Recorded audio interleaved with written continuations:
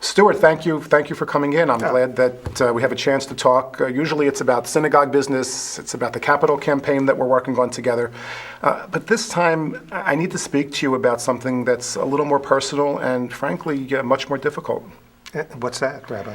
Well, look, I know that things have not been going well between you and Jean lately. I know that she's moved out of the house, and I met with her the other day, and she asked me to speak to you, speak about having a get, about moving forward with the separation and with the divorce. Rabbi, first off, I'm very disturbed that she would even come to you and talk about what's going on with our family and our life. But believe me when I tell you, this is just a temporary thing. She needs some space. She left. She'll be coming home soon. Things will be fine. You know, we go through these ups and downs like any marriage does, right? But things are all right. There's nothing to worry about, really. Right. Well, from her perspective, it's a little more than just some ups and downs. And, frankly speaking, these ups and downs that you're talking about seem to be part of a pattern and part of a cycle of things that are going on. I mean, I myself have observed some of the ways that you've spoken to her at a kiddush in public. I visited her in the hospital once after an altercation. I apologize for interrupting. I know what you're talking about at that kiddush. I was concerned. Our children were running around. They were being a little wild. She was supposed to be watching them, and she was off chatting with her friends. So I may have been a little bit too harsh with her, but I was very concerned. You know, I'm president of the congregation. I want our kids to behave. She was supposed to be responsible for them, and she was off talking to her friends. And the hospital? The hospital was an accident. That was not me beating her up or hitting her or anything like that. We were having an argument, yes. I got close to her, yes. I may have pushed her a little bit, yes. But she stumbled and fell. It was a total accident, okay? And I went over to her afterwards. I apologized. Things should be okay now. That shouldn't be an issue. I'm, again, really, really surprised and concerned that she's bringing this up to you, and God knows who else. Well, look, you know that I'm here for you. I'm here for you as your rabbi, and I'm here for you as a friend, and I'm here for Jean and for the entire family, and I want what's best for everybody. But, I'm starting to hear things in what you're saying and what I've observed, which frankly resonates with me with some of the other work that I'm doing in domestic violence. Domestic violence? This is not domestic violence. This is just a normal relationship. Well, first of all, domestic violence just doesn't mean black eyes and winding up in the hospital. Domestic violence is really an issue of power and of control, of a woman feeling that she's not in control of her life, that there's somebody else pulling the strings and calling the shots and restricting some of the things that she does and talking to her in certain ways. And frankly, I'm beginning to be very concerned about that. And I think it would be good for you and good for her and good for everyone involved for you to speak to somebody about that. I have a real problem with therapy. I look at therapy as for people who are ill, people who are weak. I don't consider myself either ill or weak. If there are specific issues that my wife wants to talk about, we can come together and talk about them. Therapy today and our understanding of therapy today is very different than it was years ago. Years ago, there was a stigma attached, somebody to see a mental health professional. Today, we understand that life is difficult. The stresses that we have are difficult. Issues that we have in our lives sometimes make us respond to things in ways that are less than appropriate. Do this for yourself. My therapy is Torah. I study Torah every week. That's my therapist. And I strongly believe that is good enough for me. I learned from that. Okay, but that's my sermon on a Shabbos morning. And I can tell you that doesn't work. That there's much wisdom in Torah and in Jewish values and in Jewish tradition. But it doesn't always help us focus on what the specific issues are. I understand. I will think about this, therapist, but I got to tell you, in my community, it's still considered a weakness. And I just can't see doing it. And my reputation is really important to me.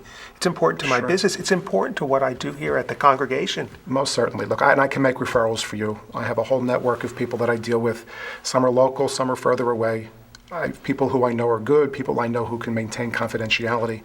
So when you're ready, and you don't have to decide at this moment, let's get together again and talk about it. Well, then, will you go to Jean and tell her that I'm considering therapy and that perhaps this is now an opportunity for us to come back together and try to work out our problems instead of giving up? I think that's premature. I think you've got to do what you have to do.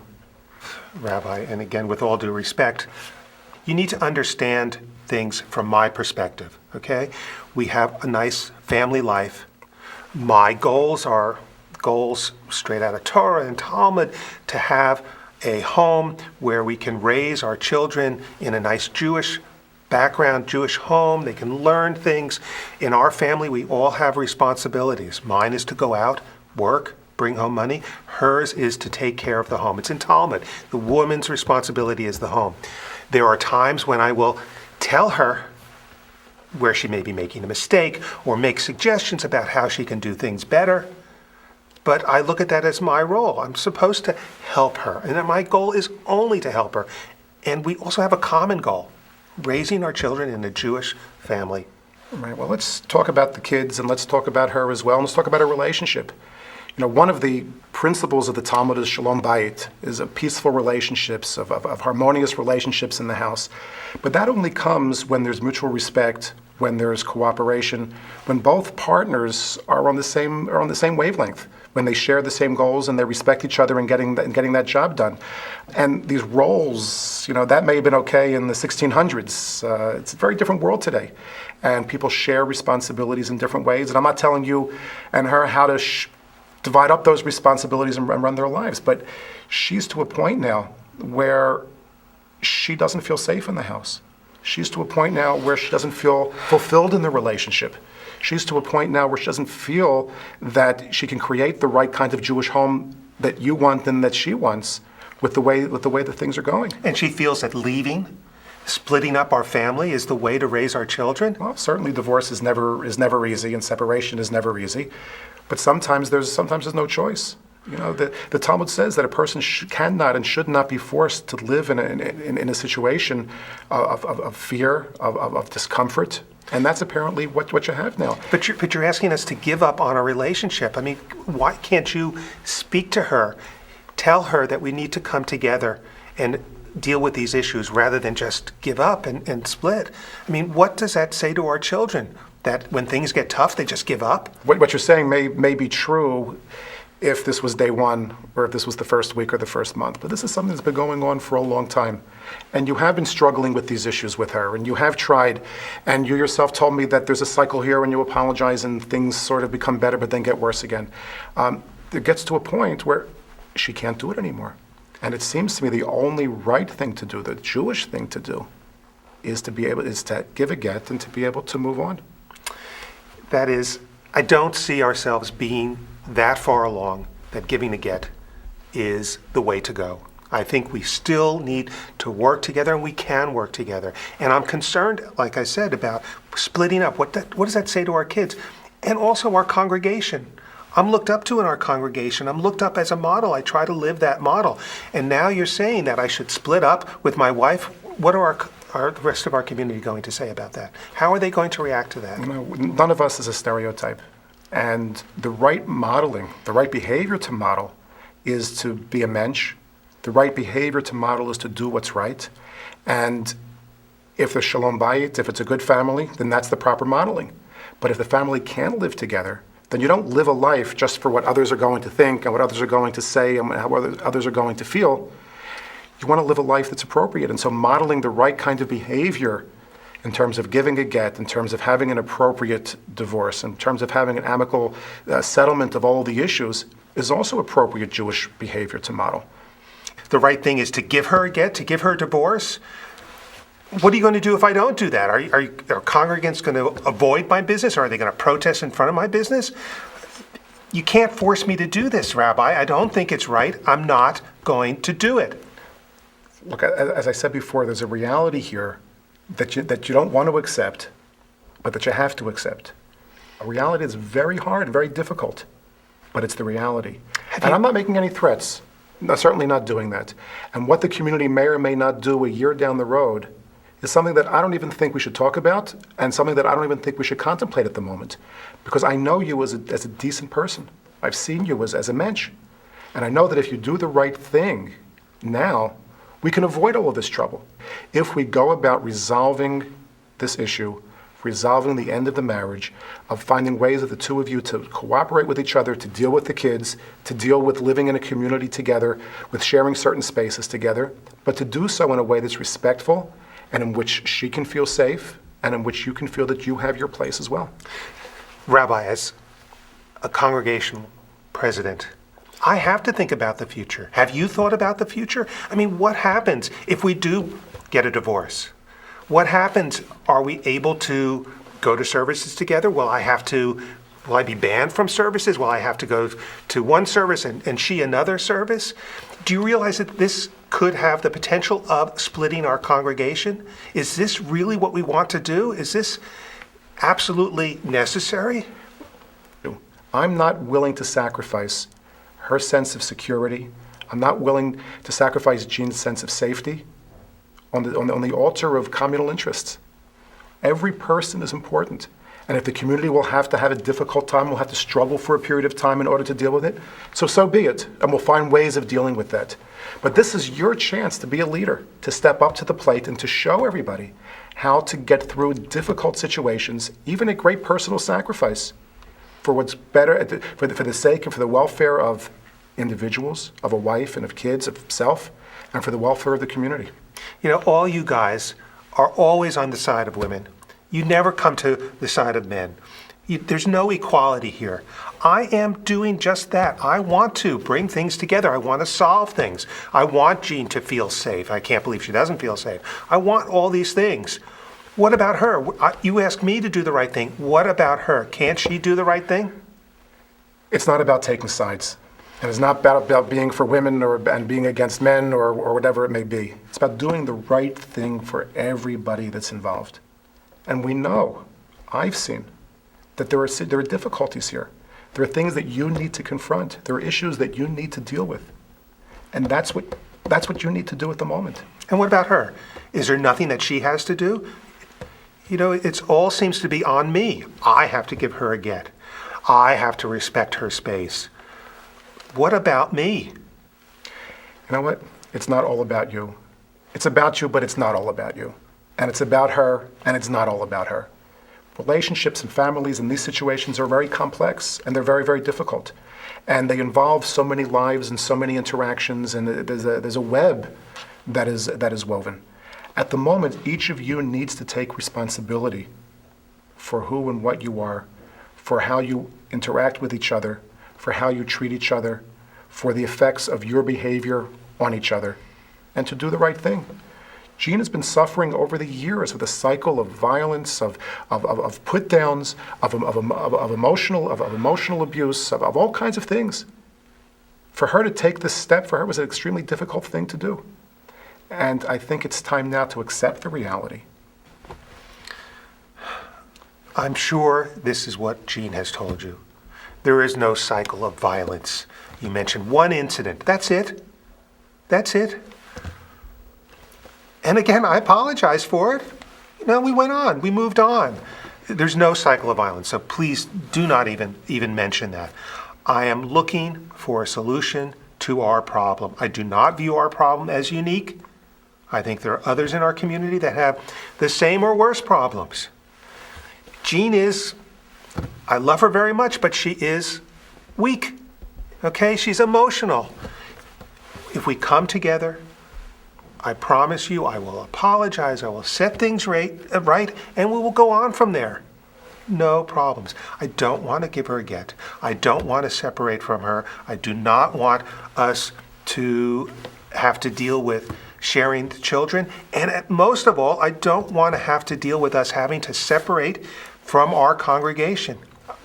I love this congregation. I am part of this congregation. I've given so much time to this congregation. I want to stay in this congregation. And I want Jean to stay in this congregation with me, together. But first of all, the fact that there are others who have similar issues or may have worse issues says nothing and has nothing to do with this particular relationship. Look, I know that it's difficult for you to see these things now, and this is our first conversation together. Give it some thought. I can't tell Jean what to do. I can't tell her to go back. I won't tell her to go back to a situation in which she feels unsafe. And that's a reality that you need to confront. Whether you understand it at the moment or not, she left the house and she refuses to come back and she wants a divorce because she feels unsafe in this relationship. I cannot and will not tell somebody to return to a home in which she feels unsafe. So do me a favor, just give some thought to what we've said. Think about speaking to somebody who can help you get an understanding, get some insight into the way she sees things, into what she wants, and then perhaps we can continue our conversation at another time. Rabbi, because I love and respect you, I will give it some thought. But please, for me, I do not want this to get out in our community. Please speak to Jean about having this be confidential between the three of us. I do not want others to know about this. I still am optimistic that we can solve this problem easily and be back together again. But I will do as you say, and I will think about it. But please ask her also to think about it, think about the consequences, and most of all, please observe our confidences. Please do not talk to her about Lashon Hara. Talk to her about not spreading gossip, not talking about our personal affairs with the community. I can say to you that what we've said today to each other remains between the two of us. Where things will go down the road, if things are not resolved, I can't make any promises about that. And I can't tell her what she can say and what she can't say, and with whom she can speak. That's really up to her. As I said, I'm here to try to help the two of you resolve this. If we can do it appropriately, then I think we can all come out on the other side in a way that is beneficial to you, to her, to the kids, to the synagogue, to the entire community. If we can't do that, I don't know where things are going to lead. Again, I'm sure that we will be able to solve this, but you can certainly talk to her about the dangers of spreading Lashon Hara, of spreading gossip. Look, first of all, I cannot and will not tell her to be silent. If she needs to speak to people in order to get the help and the support that she needs, then she needs to do that. When the Talmud tells us not to speak Lashon Hara, not to speak in a bad way about somebody, it does not mean they can't speak about situations where there's a purpose, where there's a positive benefit, where they can get the help and the support that they need. And that's what she needs to do at the moment. I don't think she's interested in going around spreading slander and gossip and rumors just for the sake of defaming you or of creating a situation that's worse. Certainly she's not doing that. But she needs to speak to the people who will help her, and I support her in that. And in terms of becoming a community issue, look, at the moment, it's something that's between the two of you and an issue that needs to be resolved. But if this continues, and there's no resolution to this, if she feels there's no place else to turn, then the truth is the community does have a responsibility. Community has a responsibility for the safety and the welfare of every one of its members. I too don't want this to become a congregational issue. We can avoid this by doing the right thing now. But if there comes a time when there is no resolution, then the community as a community will have to take a stand.